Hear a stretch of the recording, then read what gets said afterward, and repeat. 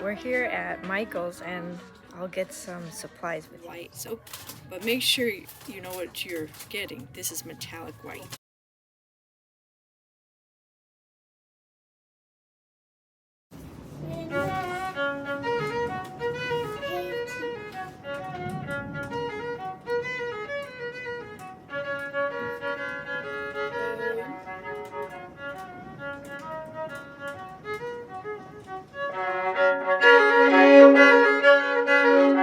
Welcome to this episode of Mommy Sea Star.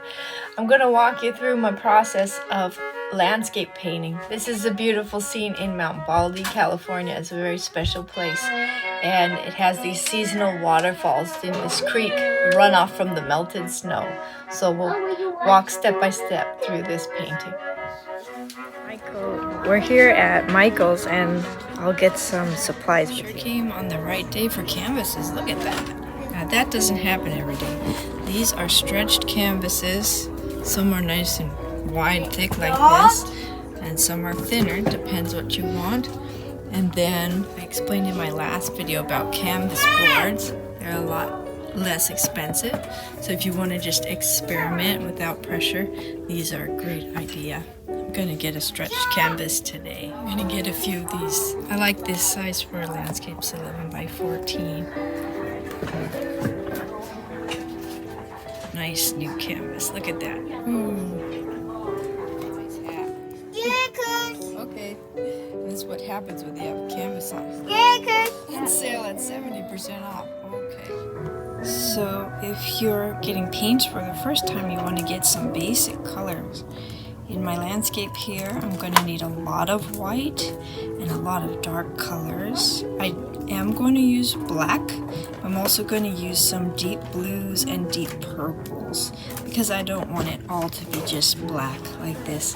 I'm going to play with the colors. And then I want to get some deep greens and yellow. This is currently my favorite brand of acrylic paints. I like Artist Loft. It's a good price and they're nice and opaque and beautiful colors. They always have all the colors. So if you were to get just your basic primaries and black and white, you can do a whole lot of landscape painting with just this.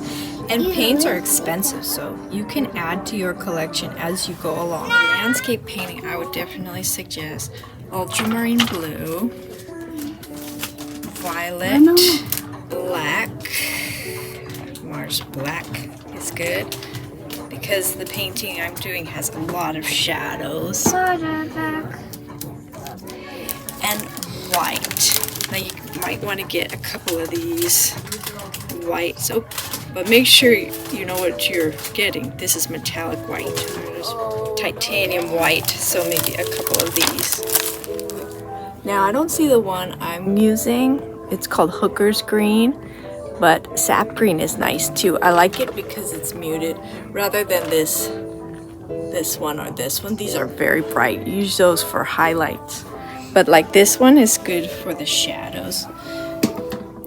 And then actually neon colors for the backlighting. So some neon green and neon yellow. That's just very specific to this painting that I want to do. And I have some reds at home.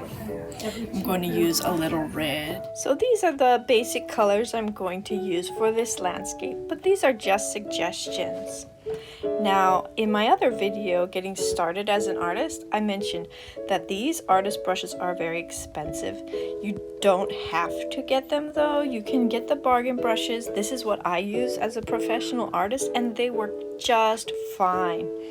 Now, I have this photograph of a beautiful place. It's very special to me.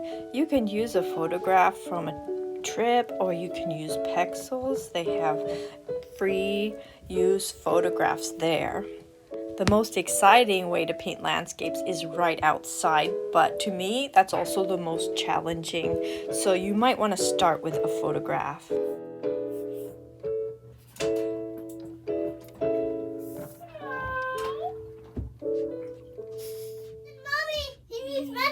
Better give us some.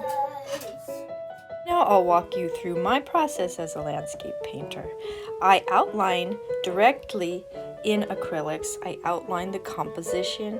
I make sure that nothing is too much in the middle and that it's a nice 40-60 ratio with the horizon, so it's not exactly in the middle. And then I start putting on the midtones, and the midtones can take a little bit more time than just the dark outlines.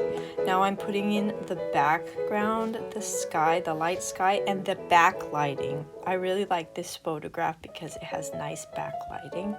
And then I'm putting some of the darker colors again, the dark trees, the dark shadows. And I'm really trying to save the lightest parts for the very end. And I'm just thinking in big shapes and big colors. We have a little forest friend outside. I just wanted to take a break and watch him for a bit. My style of landscape painting is very impressionistic, and I just use a lot of big, bold strokes. I like to see the brush strokes, so I don't really blend a whole lot at all, actually. I just use the colors and the values to show the depth and the shapes of the painting. Now, I'm making sure that I know where the light is coming from. In this case, it's coming from the upper right hand corner, and I want to shape and sculpt the painting so that it has depth.